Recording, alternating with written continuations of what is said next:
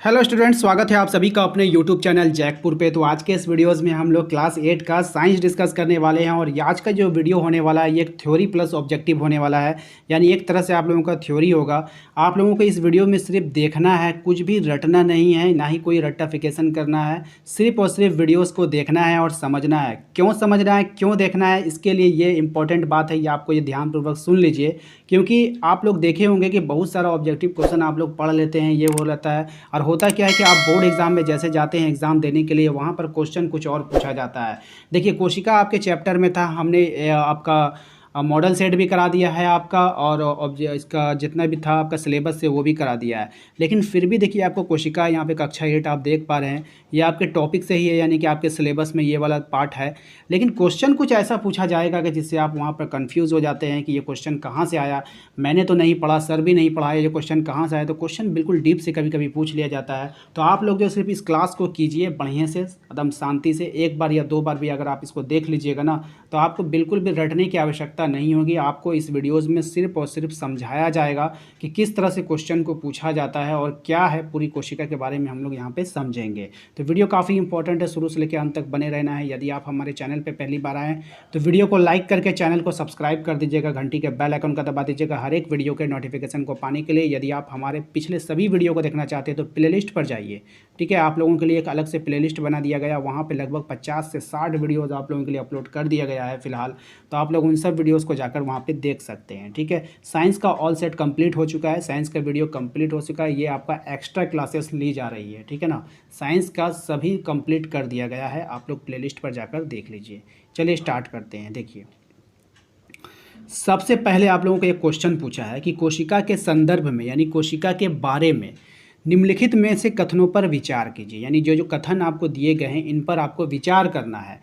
क्या विचार करना है, इन बातों को समझना है। सबसे पहले कह रहा है कि कोशिका यह किसी जीव की सूक्ष्मतम जीवित रचना होती है। कोशिका जो होती है वो कोई भी जीव की, जीव मतलब समझते हैं जिसमें जान होता है, ठीक है। तो ये कोशिका है किसी जीव की सूक्ष्मतम जीवित रचना है। यानी सूक्ष्मतम का मतलब होता है इतना छोटा जितना छोटा आप सोच सकते हैं।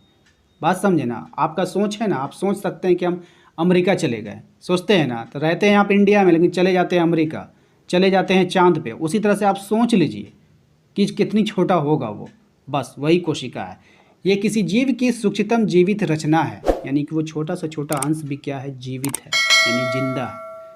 सर्वप्रथम कोशिका की खोज रॉबर्ट हुक द्वारा की गई, बिल्कुल सही बात है, कई बार आप लोगों ने पढ़ा है। उसके बाद सबसे छोटी कोशिका जीवाणु कोशिका तथा सबसे बड़ी कोशिका शुतुरमुर्ग का अंडा का होता है, ये भी बिल्कुल सही जवाब है। उपयुक्त कथनों में से कौन सा कथन सही है, तो 1, 2, 3 तीनों सही है इसमें से, ठीक है। तो आप लोगों को तो क्वेश्चन रटना नहीं है, तो यहाँ से आप लोगों को इस क्वेश्चन से क्या सीखने को मिला, आइए हम आपको समझाते हैं। सबसे पहली बात इसमें से आप सीखते हैं कि कोशिका जो होती है वो किसी जीवन की सूक्ष्मतम मूलभूत इकाई होती है, ठीक है। सही है, गलत तो सही है। सर्वप्रथम कोशिका की खोज किसने किया था, रॉबर्ट हुक ने किया था, ये बात भी बिल्कुल सही है। 2 क्वेश्चन आप लोगों को यहाँ से निकल कर आ गया। सबसे छोटी कोशिका जीवाणु की कोशिका होती है, याद रखिएगा, ये तीसरा क्वेश्चन है। अगर आपसे पूछ लिया जाए सबसे छोटी कोशिका तो जीवाणु की कोशिका, और सबसे बड़ी कोशिका अगर आपसे पूछ लेगा तो शुतुरमुर्ग के अंडे की कोशिका, ठीक है। समझ में आ गया आप लोगों को। चलिए नेक्स्ट चलते हैं आगे। यहाँ पर है कुछ उसका डिटेल दिया गया है, उसके डिटेल्स को भी थोड़ा हम लोग पढ़ेंगे, किस प्रकार से पढ़ना है। देखिए, ये इस वीडियो का मकसद है आप लोग ये सोच कर बैठे कि हम क्लास कर रहे हैं, थ्योरी क्लास हो रहा है, ठीक है ना। तभी आप लोगों को पढ़ने में मन लगेगा और मज़ा आएगा, वरना आपको बिल्कुल बोरिंग फील होगा, ठीक है। तो चलिए देखते हैं क्या है। जीव की सूक्ष्मतम जीवित कोशिका रचना कोशिका को कहते हैं, अतः यह जीवन की मूलभूत संरचनात्मक इकाई होती है। कोशिका मिलकर ऊतकों का निर्माण करती है, मतलब समझे हैं, पहले छोटी छोटी मिलकर कोशिका होती है, ये सब मिलकर एक ऊतक का निर्माण करते हैं। ऊतकों का निर्माण करता था, ऊतकों से अंगों का निर्माण होता है। जैसे हमारा उंगली है, अगर उंगली बनाना होगा ना तो हमारा उंगली बना है ऊतक से, ठीक है। किससे बना है, ऊतक से। और ऊतक बना है किससे, ढेर सारे कोशिकाओं से मिलकर बनता है। तो इस तरह से जो ढेर सारे ऊतक मिलकर के क्या बनाते हैं, शरीर का अंग बनाते हैं। और ढेर सारा अंग मिलकर क्या बनता है, पूरा का पूरा शरीर बनता है। हाथ, नाक, पैर, हाथ सबको जोड़ दीजिए तो क्या बन जाएगा, शरीर बन जाएगा। इसके बाद सर्वप्रथम सन 1665 में कॉर्क की कोशिकाओं की खोज हुई, जिसके खोजकर्ता रॉबर्ट हुक थे, ठीक है। सबसे छोटी कोशिका जीवाणु कोशिका तथा सबसे बड़ी कोशिका शुतुरमुर्ग का अंडा है। ठीक है, ये भी कन्फर्म हो गया। अब आते हैं नेक्स्ट में। अगला कह रहा है निम्नलिखित पर विचार कीजिए। अमीबा है, पैरामीशियम है, मुर्गी का अंडा है, श्वेत रक्त कणिका है। ठीक है, क्या है इसके बारे में चलिए यहाँ पे देखते हैं। देखिए हम यहाँ पे स्पीड में पढ़ेंगे, जो इंपॉर्टेंट होगा आपको बता दिया जाएगा, आप सिर्फ उन्हीं को नोट कर सकते हैं। बहुत सारे सवाल आपके लिए इंपॉर्टेंट नहीं होगा तो उसको आप इग्नोर कर सकते हैं। ठीक है, हम पढ़ते हैं। एकल कोशिका से बनी संरचना एक कोशिकीय संरचना कहलाती है। अमीबा, पैरामीशियम, मुर्गी का अंडा, श्वेत रक्त कोशिकाएं, ये सभी एकल संरचना के उदाहरण है। ठीक है, एकल संरचना को हम लोग एक कोशिकीय भी कहा जाता है। तो क्वेश्चन आपसे वहाँ से पूछा जाएगा, क्वेश्चन को ध्यान से सुनिएगा। क्वेश्चन आपसे पूछा जा सकता है निम्नलिखित में से कौन एक कोशिकीय संरचना है, बस यही पूछेगा आपसे, पूछेगा निम्नलिखित में से कौन एक कोशिकीय संरचना है। और आपको वहाँ पर अमीबा ऑप्शन में रहेगा, क्योंकि ये बहुत ही फेमस क्वेश्चन है। अमीबा वहाँ पे रहेगा। और एकल संरचना में अगर आप एक कोशिकीय या एकल संरचना में आपसे पूछ ले तो आप अमीबा वाले पे टिक आउट करिएगा। मेरी बातों को ध्यान रखना है। ठीक है, नेक्स्ट देखिए, वे जीव जिनका शरीर एक से अधिक कोशिकाओं का बना होता है बहुकोशिक जीव कहलाता है। अब देखिए हम लोग क्या बोलते हैं ना, एक वचन से बहुवचन, एक वचन से बहुवचन, उसको क्या करते थे हम लोग, कलम का क्या लिखते थे, कलमे, यानी एक कलम से बहुत सारा कलम। तो एक कोशिकीय था तो हम लोग कोशिका बोलते थे, तो एक कोशिकीय से बहुकोशिकीय हो गया। वे जीव जिनका शरीर एक से अधिक कोशिकाओं से बना होगा वो बहुकोशिक हो जाएगा।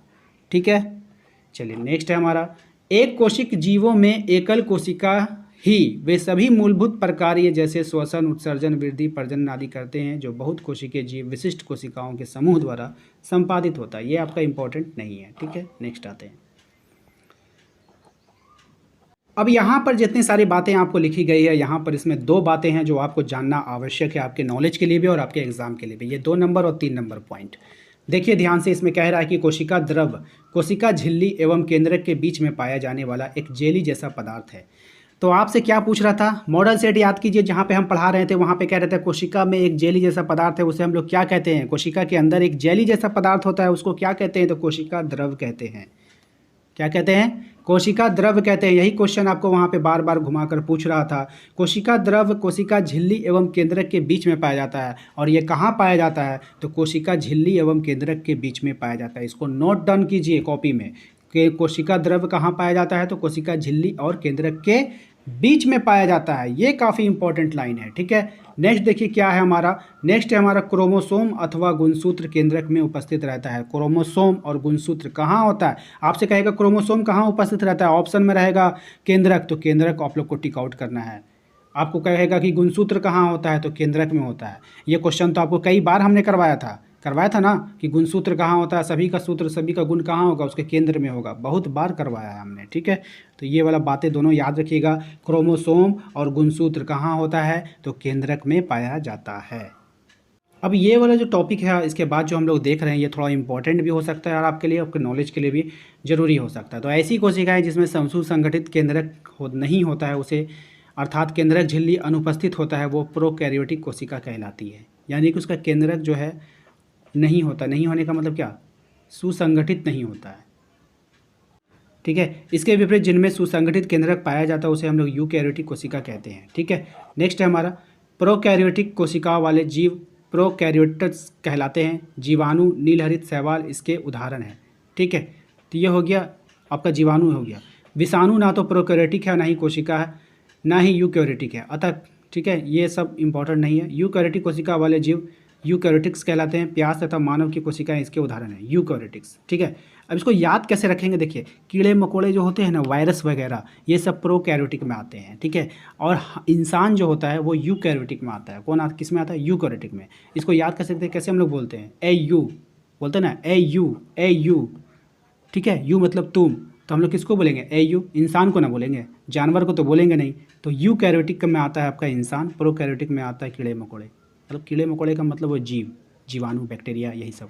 ठीक है, समझ में आ गया आप लोगों को। तो उम्मीद करते हैं कि आपको आज का क्लास अच्छा लगा होगा। क्लास अच्छा लगा तो वीडियो को लाइक कर दीजिएगा। चैनल पे यदि पहली बार आए तो चैनल को सब्सक्राइब करके घंटी के बेल आइकन को दबा दीजिए। इसके बाद इसका पार्ट 2 लेकर आएंगे हम, क्योंकि वीडियोस काफ़ी लंबी हो चुकी है। मैं 10 मिनट से ज़्यादा का वीडियोस नहीं बनाना चाहता हूँ, क्योंकि बहुत सारे विद्यार्थियों के पास डेटा की कमी होती है, नेट स्लो चलता है उनका, तो बड़ी बड़ी वीडियो बनाने से कोई फ़ायदा नहीं है। मैं इसका जल्दी पार्ट 2 लेकर के आऊँगा। तो इस तरह से आप लोग इसको कुछ याद करना नहीं था, सिर्फ आपको लेक्चर देखना था, है ना। आप लोग स्कूल में जाते हैं ना, टीचर लेक्चर देता है तो आप लोग सुनते हैं, तो बस उसी तरीके से सुनिए। सुनना बेकार नहीं जाएगा, ठीक है। मैं आपको गाना थोड़ी ना सुना रहा हूँ, मैं आपको पढ़ा रहा हूँ, ठीक है।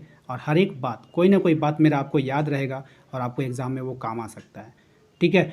तो आप लोग सुनिए सिर्फ, ठीक है। सुनने में आपको पैसा नहीं लग रहा, चैनल पे देखने में पैसा नहीं लग रहा, सब्सक्राइब करने पे पैसा नहीं लग रहा है, वीडियो को लाइक करने पे पैसा नहीं लग रहा, शेयर करने पे पैसा नहीं लग रहा, बल्कि आप हमें मोटिवेट कर रहे हैं कि हम आपके लिए वीडियोज़ बनाएँ।